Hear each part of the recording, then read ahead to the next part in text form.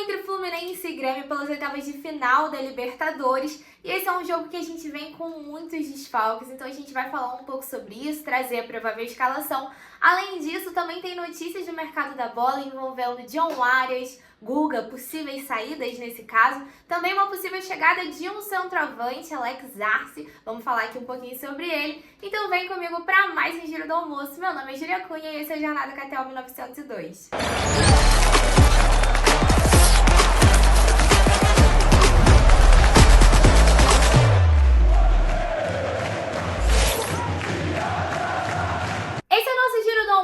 Direto de Curitiba, até por isso o cenário é diferente, a gente tá gravando aqui um pouquinho no perrengue, não tá com os mesmos recursos, mas se acontecer alguma coisa durante o vídeo, peço a compreensão de vocês, mas a gente tá fazendo aqui, é claro, ainda no perrengue, tudo para vocês terem a melhor informação sobre o Fluminense. E a partida de hoje vai acontecer aqui em Curitiba, no Couto Pereira, às 7 horas da noite, partida decisiva desse jogo de ida entre Grêmio e Fluminense pelas oitavas de final da Libertadores. A transmissão dessa vez vai ser pela ESPN e, é claro, você já sabe, narração com comentários pré-jogo e pós-jogo de quem realmente entende o Fluminense. Você encontra aqui no Jornada. A nossa transmissão aqui vai começar a partir das 5 horas da tarde. E para esse Giro do Almoço eu tenho que te adiantar que a gente está aqui nesse aguardo da lista de relacionados do Fluminense sair. Já são 1h45, não saiu essa lista.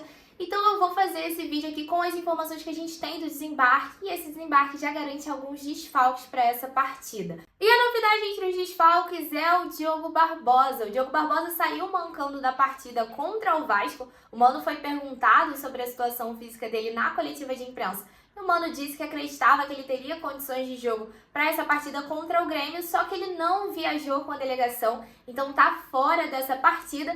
E acaba sendo um problema porque a gente também não tem o Marcelo para esse jogo, o Marcelo não viajou. Tanto ele, Nonato, Kevin Serna e Marquinhos seguem fora por questões físicas. O Cano também não veio para Curitiba porque a gente imagina, né, que ainda esteja ali naquele processo de transição. Quem também não viajou porque não pôde entrar para esse jogo é o Ignacio. Cheguei a comentar aqui ontem, mas para quem perdeu, o Ignacio, ele tá cumprindo suspensão que ele levou ainda no Sporting Cristal, na pré-Libertadores desse ano, e por isso ele teve que ficar de fora. A gente não teve a provável escalação sendo vazada, né, aquela escalação mais utilizada no último treino, mas sem essa galera. O time que a gente imagina que vai entrar em campo tem Fábio, Samuel Xavier, Thiago Silva e Thiago Santos, Esquerdinha, André, Alexander, Ganso, John Arias, Kenan e Cauã Elias. Assim, essa não é a escalação que eu considero ideal, mas dentro das circunstâncias acho que é um time aceitável, dentro do que a gente tem aí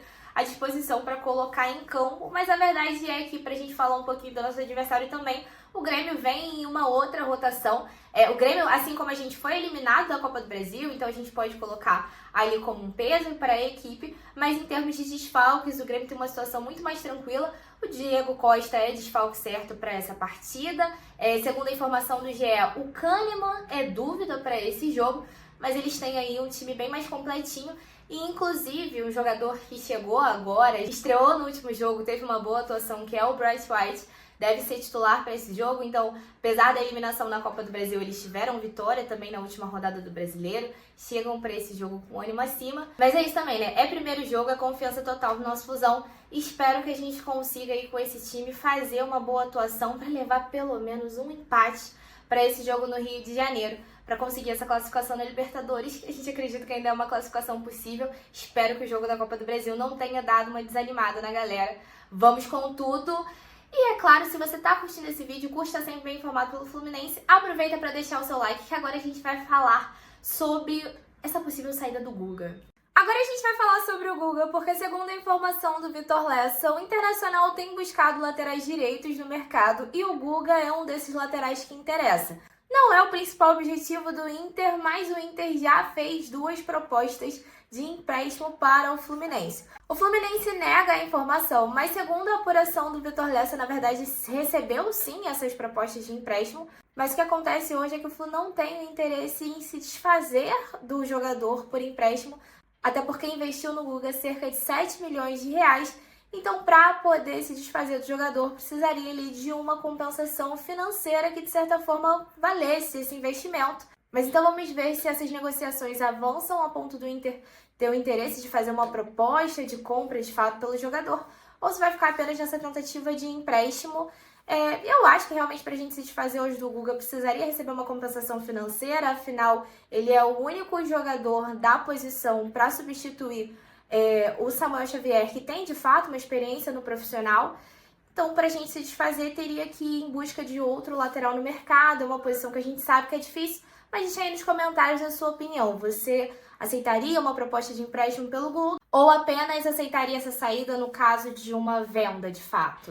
Agora a gente vai falar sobre uma possível contratação e de um atacante. Como eu sei que esse é o assunto que mais interessa a vocês, eu vou pedir, é claro, para você se inscrever aqui no Jornada se você não é inscrito, para ficar sempre ligado nas informações do mercado da bola envolvendo o Fluminense.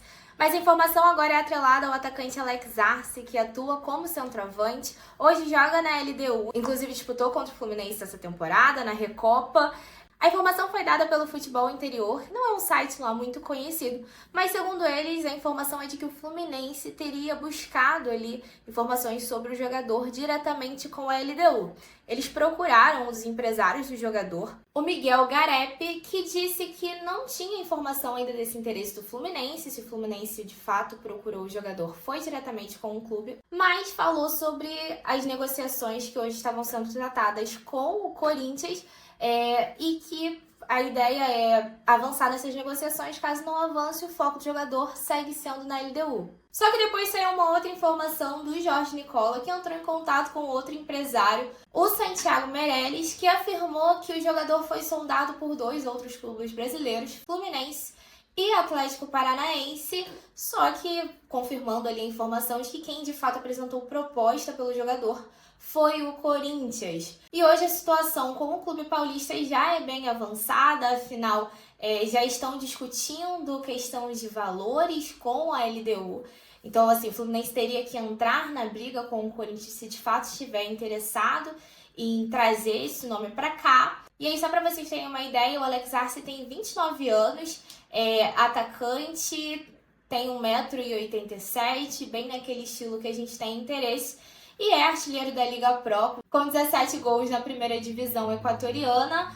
Assim, não sei se é um nome que me anima muito, mas já é bem mais interessante do que o último nome que a gente tinha ali atrelado, do Zavala. Agora uma notícia sobre o John Arias, e essa seria bem rapidinha. Segundo o jornalista turco Ali Budak, que é um jornalista que a gente não sabe muito a relevância dele ali na Turquia, mas que tem tido a sua notícia sendo veiculada por várias mídias, é de que o Galatasaray tem interesse no John Arias. Inclusive, a imprensa turca coloca que o próprio time já teria entrado em contato com o Felipe Melo, que é um ídolo no Galatasaray, para poder ter mais informações sobre o jogador. Não é o primeiro clube turco ao qual o John Arias tem o seu nome associado. Isso pode indicar que ele está sendo oferecido para o mercado turco. Até chegou a sair uma notícia de um outro jornalista, Nivzat Sinjar, que disse que o Galatasaray fez uma proposta ao Fluminense por 10 milhões de euros pelo John Arias. Lembrando que o Fluminense só tem 50% do jogador. Mas assim, a gente ainda não conseguiu confirmar essa informação. Vamos ver se de fato esse interesse é real e se essa proposta procede. Tendo novidades, a gente vai trazer aqui. E para fechar, a última informação é sobre Johnny Gonzalez. E por que isso nos interessa? Bem, segundo o jornalista Michel Anderson, do Liberal Mais Esporte, o Johnny Gonzalez está sendo procurado pelo Paysandu. E o Johnny Gonzalez interessa a gente porque ele ainda é um jogador nosso que hoje está emprestado para o Atlético Goianiense. A informação que ele deu é de que o Atlético Goianiense falou que não ia se opor à liberação do jogador, mas que o Paysandu teria que negociar diretamente com o Fluminense. Bem, o Johnny Gonzalez está completamente fora dos planos do Fluminense. Eu acho que uma saída, inclusive, seria muito boa para a gente não correr o risco de ter ele aqui voltando. Porque parece que ele realmente não está também nos planos do Atlético Goianiense para a sequência. Então eu considero que é melhor que ele vá, de fato, para o Paysandu. Mas esse foi o nosso Giro do Almoço de hoje. Espero que vocês tenham curtido. Lembrando que mais tarde a transmissão de jornada vai começar a partir das 5 horas da tarde. Eu volto com vocês amanhã aqui pro nosso Giro do Almoço, que vai ser um pouquinho mais cedo, porque vai ser antes da viagem de volta pro Rio.